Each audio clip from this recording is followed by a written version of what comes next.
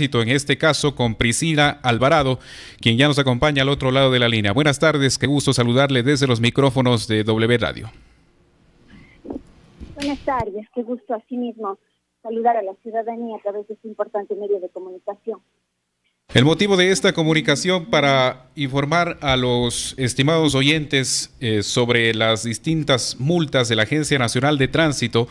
Según lo que conocemos es que varios de los usuarios de esta cartera del Estado están preocupados, están en un embrollo administrativo porque tienen que pagar varias multas independientemente del valor, que son de hace algunos años, son retroactivas. Ellos están preocupados y según lo que les aparece en la factura, o al menos en el documento del Servicio de Rentas Internas, es que ellos deben cancelar estos valores por las disposiciones transitorias que constan dentro de la Ley de Reactivación Económica.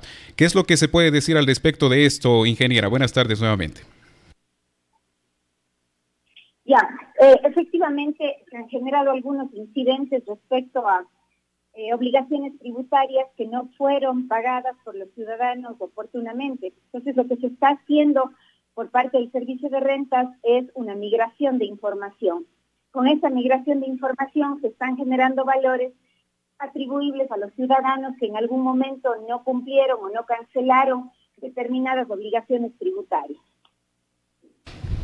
Estamos hablando, doctora, que estas personas específicamente están obligadas a pagar estos valores independientemente de que ahora no sean los propietarios de tal o cual vehículo o motocicleta que haya sido matriculado en determinado año. Así es, los ciudadanos conocen que tienen un tiempo para hacer el traspaso de sus vehículos, ¿no? Todo automotor que es transferido o que existe un trámite, una compra-venta, una transferencia de dominio, se tiene la obligatoriedad de hacer el trámite pertinente. Esto es registrar el traspaso ante las entidades pertinentes y en caso de no cumplir con el pago en los 30 días que señala la norma, realizar los trámites de traspaso, se genera una multa. Adicional a ello, si los ciudadanos por cualquier circunstancia de descuido, de desconocimiento, etcétera, no procedió a realizar el traspaso, lamentablemente, ante las entidades competentes, el único dueño del vehículo es quien tiene su registro en las entidades pertinentes, ya sea empresa de movilidad, ya sea servicio de rentas internas. Como ustedes saben, la Agencia Nacional de Tránsito, en virtud de la delegación de competencias dadas por la Constitución y la ley, no genera los trámites relativos a matriculación vehicular.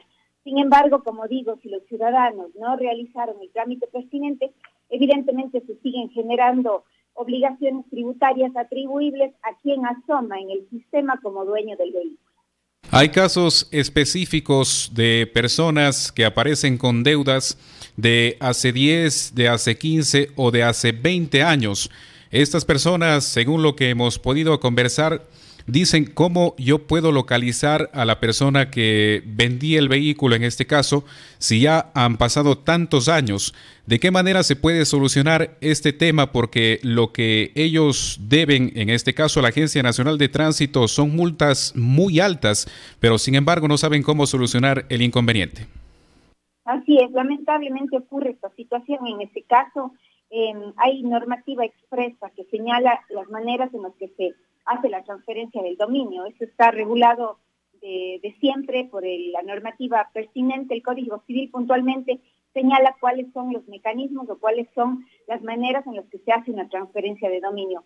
La verdad es que estas situaciones no son atribuibles a las entidades de control, es atribuible lamentablemente al ciudadano, a veces por confianza, decía, o por descuido.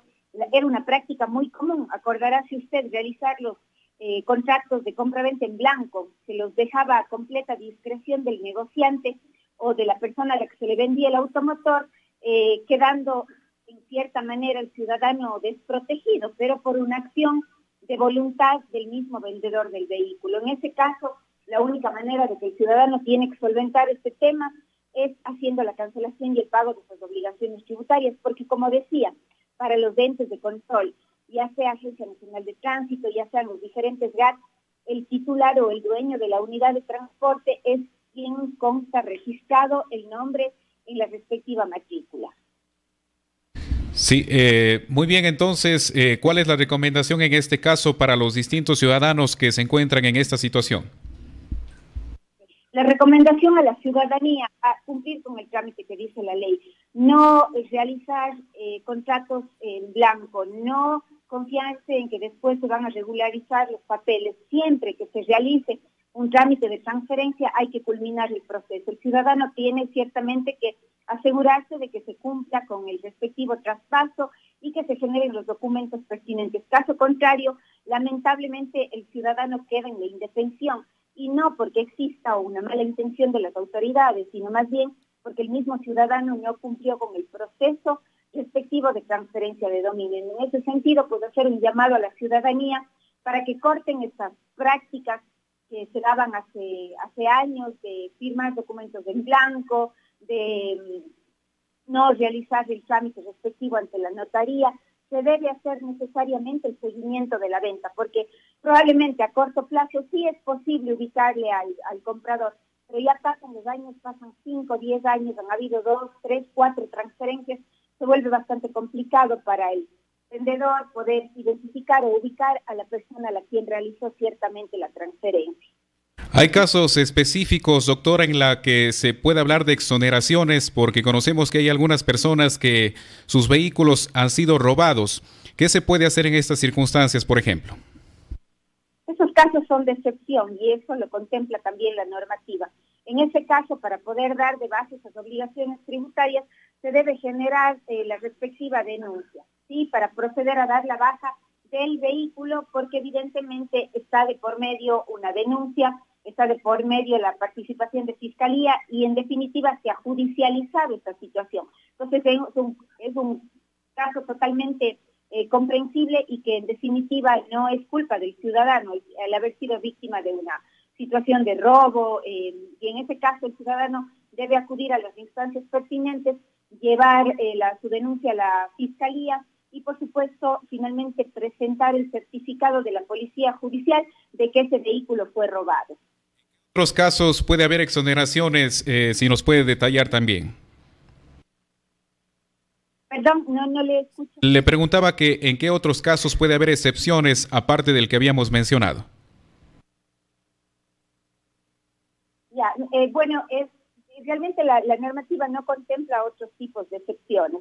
No contempla en realidad otro tipo de excepciones porque es una obligación generada en virtud de un mandato legal. Muy bien, doctora, muchísimas gracias por este enlace y por aclararnos cómo está esta situación al respecto de las disposiciones transitorias que constan en la Ley de Reactivación Económica que fue aprobada en el pasado mes de marzo.